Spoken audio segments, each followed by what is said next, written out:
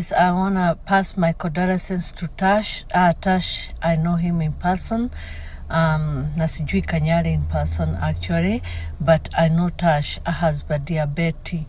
Tash is from Dallas, Texas. Watu wa Dallas. Tunastahili to support Tash. Tash anakuaga Dallas, Texas. Ni mkaaji wa Dallas, Texas. Anaendaga, come back after wali meet na Betty. So ndio akamove, lakini anakujaga, anawaka, alafu anaenda home.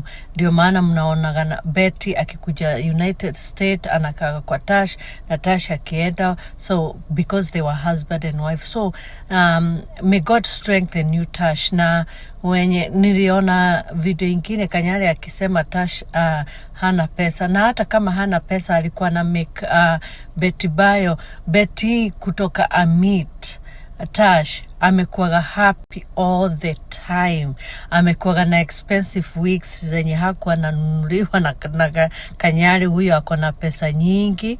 Alikuwa anavalia expensive zenye Kanyari hakuwa nambaia wakiwa na yeye. So anyways, you can tell the difference between Tash na alafu mind zake zilikuwa more open za Betty kuliko fenye walikuwa na Kanyari.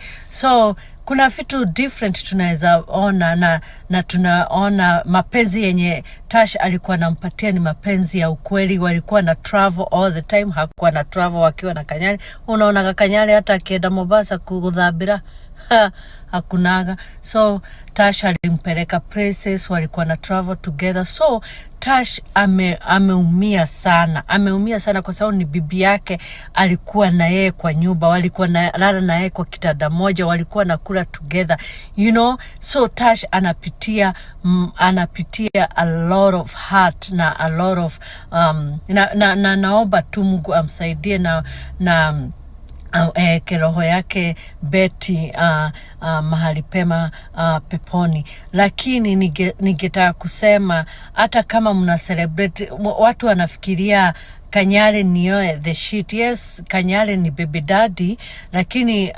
hata Tash alikuwa baby daddy bado. Alikuwa anasaidia wao watoto, alikuwa together na hao watoto, alikuwa anawapenda kama watoto wake. Na Tash anapitia because kila mtu anasema Kanyari shit. Kanyari he is not the shit. Hata hakuwa anajua Betty ni mgonjwa. Kanyari hakuwa anajua kwa sababu walikuwa na life yao kado.